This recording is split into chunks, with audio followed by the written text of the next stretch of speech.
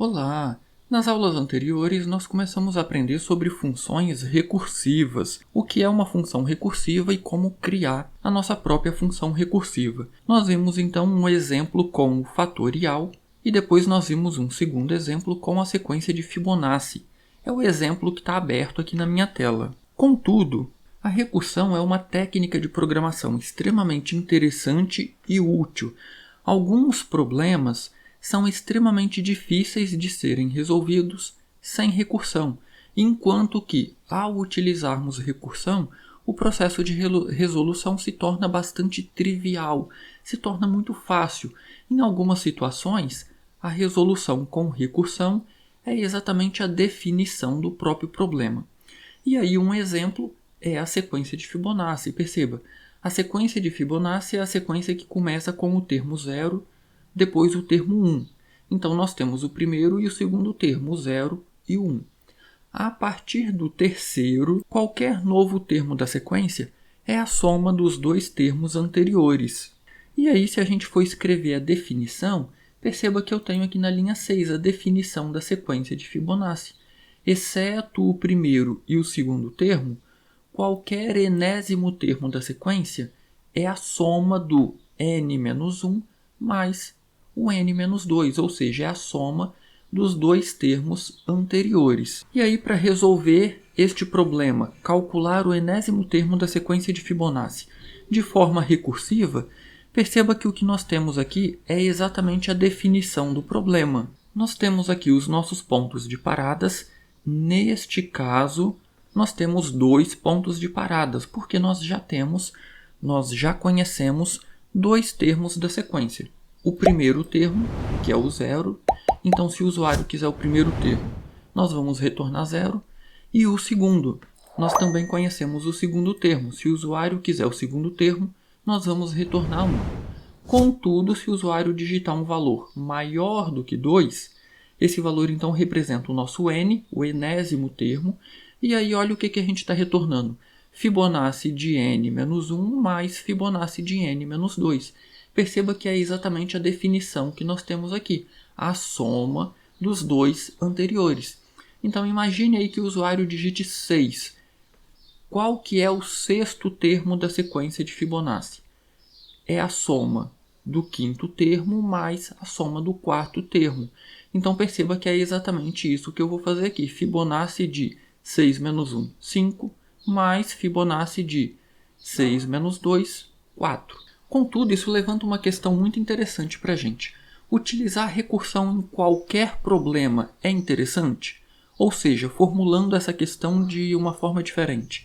Recursão vai ser sempre eficiente? Todo problema que eu resolver com recursão, ele sempre vai ser eficiente?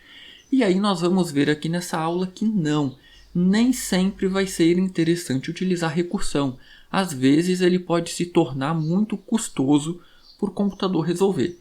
Eu tenho aqui agora uma pequena apresentação para a gente entender melhor o que acontece com a sequência de Fibonacci quando a gente utiliza recursão.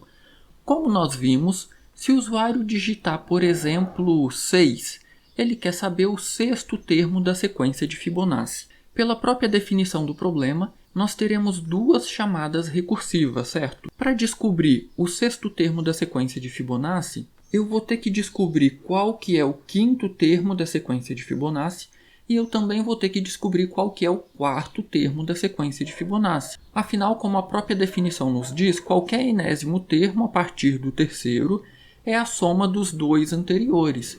Então, se eu quero descobrir o sexto termo é a soma do quinto termo com o quarto termo. Só que é a partir daí que a coisa fica interessante, perceba? O que eu tenho aí são duas chamadas recursivas. Perceba que, como nós temos aqui duas chamadas recursivas, eu representei aqui a minha função Fibonacci apenas como Fibo, para não termos aqui muito texto. Então, inicialmente, lá na nossa função, no nosso procedimento início, eu vou chamar Fibo passando 6, que foi o valor que o usuário digitou. Quando chega na nossa função Fibonacci, o 6 ele não é o nosso ponto de parada, não é o primeiro nem é o segundo. Então, como que eu descubro quem é o sexto termo?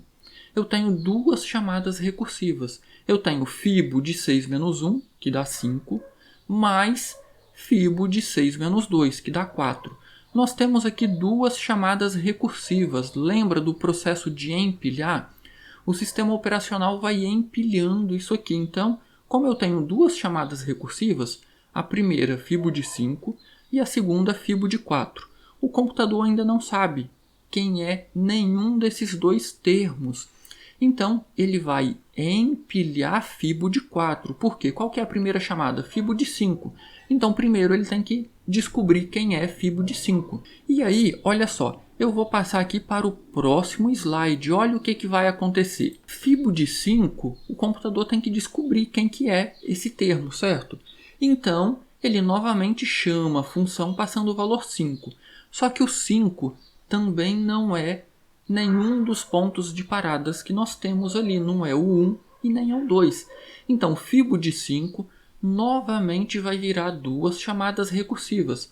Para descobrir o quinto termo, nós temos que descobrir fibo de 4, que é 5 menos 1, e fibo de 3, que é 5 menos 2. Da mesma forma, olha à direita.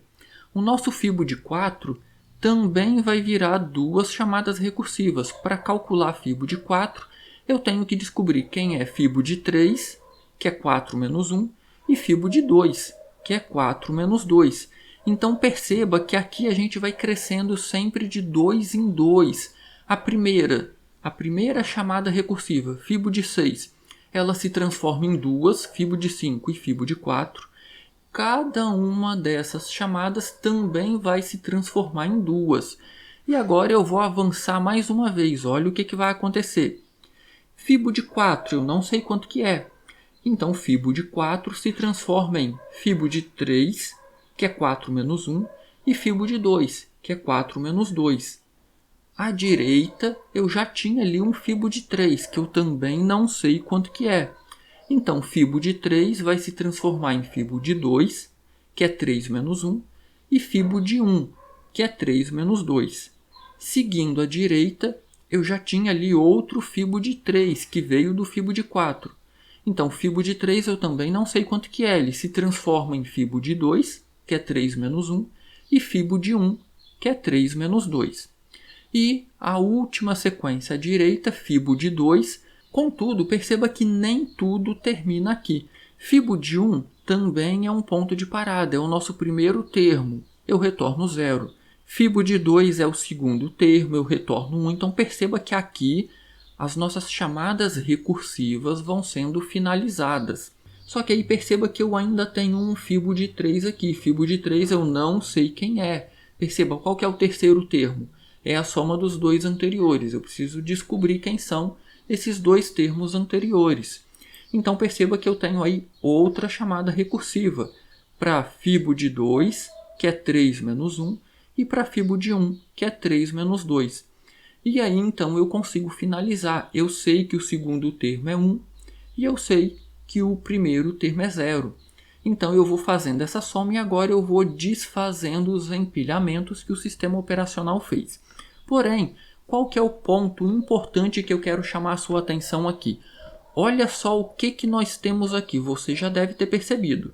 Mas eu vou avançar. Olha só, quantas vezes eu precisei calcular fibo de 2, ou quantas vezes eu precisei chamar a função para o termo, para o número 2. 1, 2, 3, 4, 5 vezes. Olha o fibo de 3. 1, 2, 3 vezes. E aí por que isso aqui acontece? Toda vez que eu faço uma chamada recursiva para o problema do Fibonacci, perceba, nossa primeira chamada, fibo de 6, essa chamada se transforma em duas, fibo de 5 e fibo de 4. E uma não tem acesso à outra. Então, fibo de 5 não tem acesso a nada de fibo de 4. Assim como o fibo de 4 não tem acesso a nada do fibo de 5. Então, olha só, aqui nessa subárvore à esquerda, para Fibonacci de 5, eu vou calcular fibo de 2 3 vezes. E aqui à direita, em Fibonacci de 4, eu vou calcular fibo de 2 mais 2 vezes. E aí não tem como eu resolver isso aqui dentro da recursão, lembra? Cada vez que eu faço uma chamada recursiva, o sistema operacional vai empilhando essas chamadas até chegar em um dos nossos pontos de parada.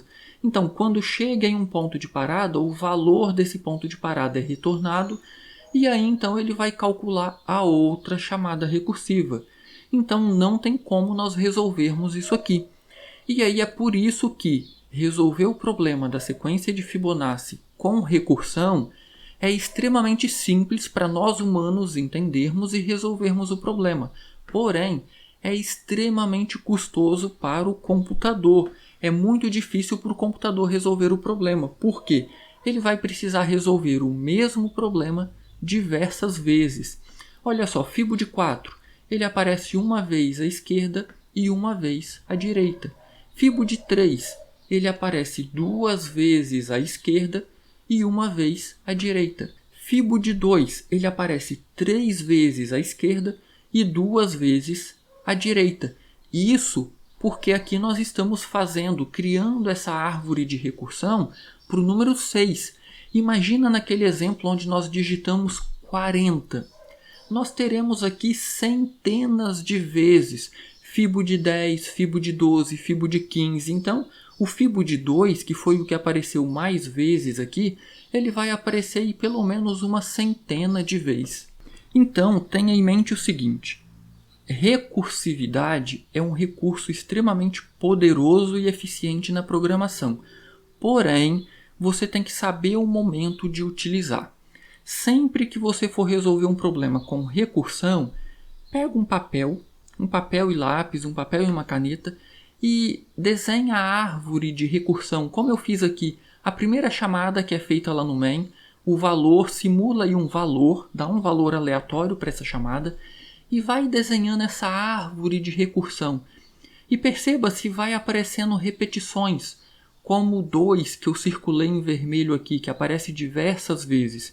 Se isso acontecer, significa que o computador vai ter que resolver o mesmo problema diversas vezes. Por exemplo, nesse caso aqui do Fibonacci recursivo, o computador precisa resolver o Fibo de 2 5 vezes para calcular, para descobrir quem é o Fibo de 6. Ele precisa calcular o Fibo de 3 3 vezes, o Fibo de 4 2 vezes, para descobrir quem é o Fibo de 6.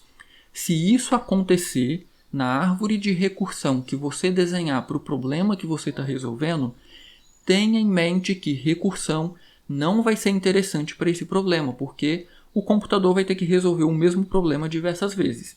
Então vai ser muita repetição e isso vai consumir tempo, memória e processador, ok? Agora, se você desenha uma árvore de recursão e os termos não se repetem, não aparece repetição, então você pode utilizar recursão sem medo. E aí, já deixou seu like nessa aula? Se não fez isso ainda, deixa seu like aí, isso ajuda muito o canal. E se inscreva no canal se você não é inscrito ainda. Qualquer dúvida que porventura tenha ficado, posta aí nos comentários que eu terei o maior prazer em ajudar. Do mais, um grande abraço, bons estudos e até a nossa próxima aula.